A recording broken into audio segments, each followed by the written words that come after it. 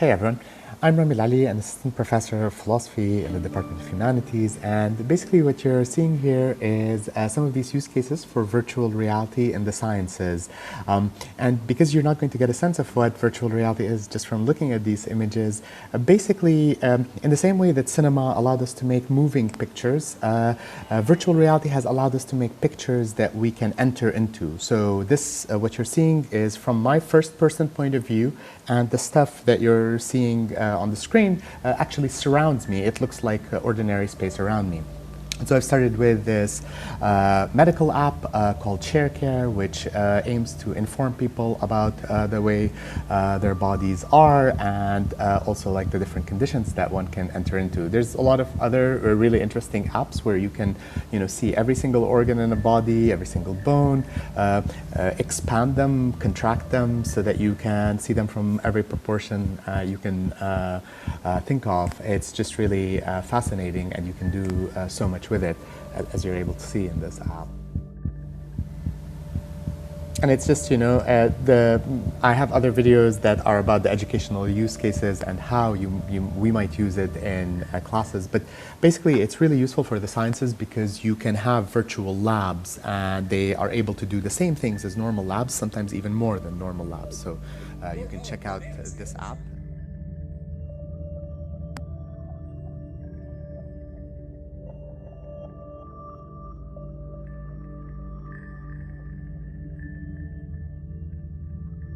So this next app is being used actually for COVID-19 research, with scientists from different locations meeting in this virtual Your space. home for Nanoscale Design. Here at the Nanoscale, you can design anything you want, from the very atoms which make up the world around us. In front of you is a DNA structure, which encodes within it the information that makes you, you. Reach your arm in front of you towards the DNA, then press and hold the grip button with your middle finger to grab the structure. So you can see I can just scale up an object or scale it down. And it's just, our visual memories and our memory for space is so much better than, the memory that we get from simply reading something. In a sense, this is why labs matter so much. This structure is known as insulin. It is the key component to regulating your blood sugar levels in your body. If you look closely, you can see a small... So I've moved on now to this robotics app.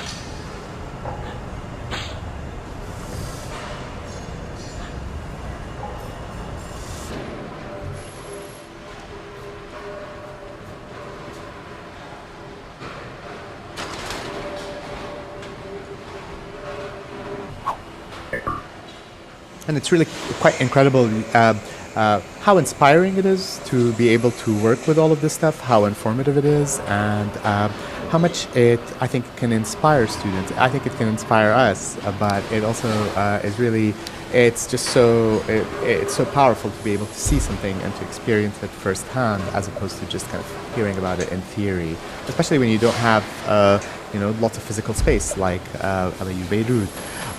So this one is for circuits, and you can see that you can kind of read some of the formulas, but also you can build these circuits, you can expand them as well.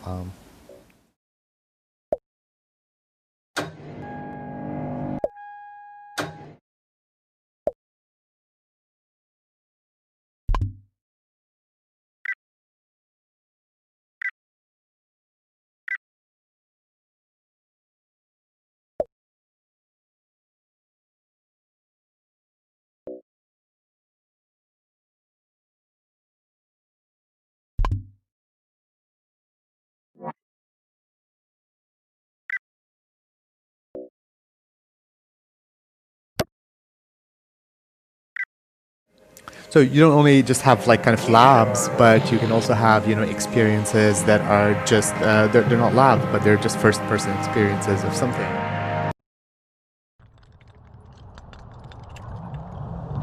Pressure down to 0.35 bars. Falling to 0.2. EV1 moving towards the Quest airlock.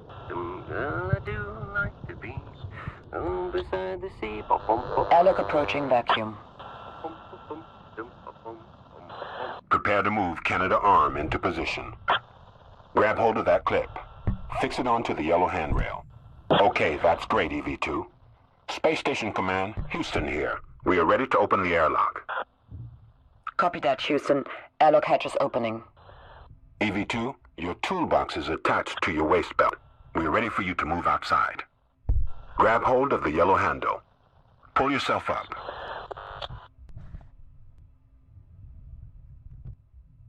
Give us a wave, EV2. We're all looking up at you. 6 years of training was worth it for this, right? Take it nice and easy. We want to keep your heart rate steady. Anything under 80 beats per minute is great. EV2, readings down here are optimal. This is going to be a walk in the park for you. It's okay. My heart rate was going nuts the first time.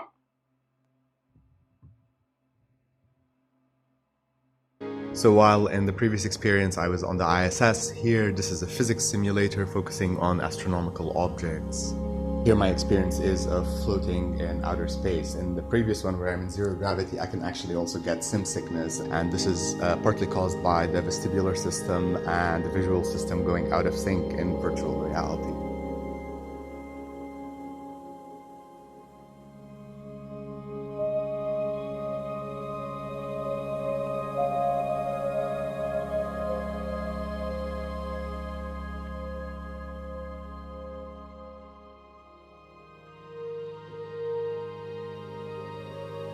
I can really say that I've shown you guys in these videos the minority of things that you can do in VR, but I just kind of wanted to give this like hands-on look at what you might be able to do. But there's really, in a way, the possibilities are endless.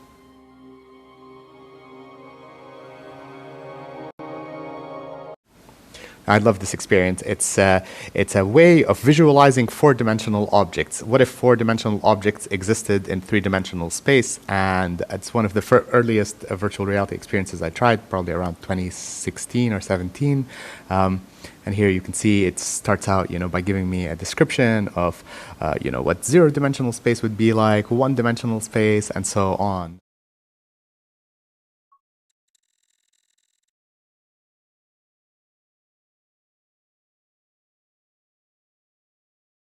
And it just gives you such a vivid sense of what it might mean to say that an object is four-dimensional. So here you can see these two-dimensional creatures living in a three-dimensional world. And then this is going to set you up in the way that they describe it for envisioning what these four-dimensional objects will look like and how they'll behave. So I use the controller to scroll through the fourth dimension, since I occupy, obviously, three dimensions. Three spatial dimensions and inside VR. And this is an app that I've just very recently tried. It's a graphing and geometry app, and it's just got these, as well, algebra, calculus, and it's just really, really fascinating. I just can imagine that students, it makes things that can seem so abstract so much more concrete.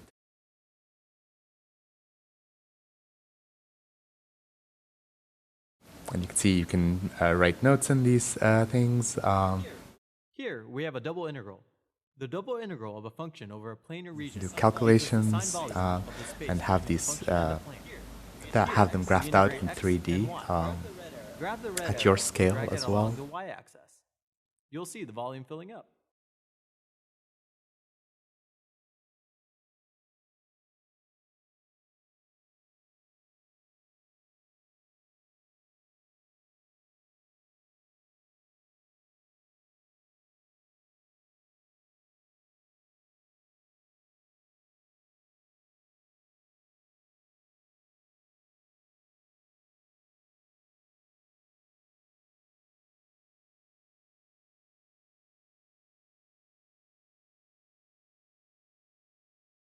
As you can see, I can move everything around in the space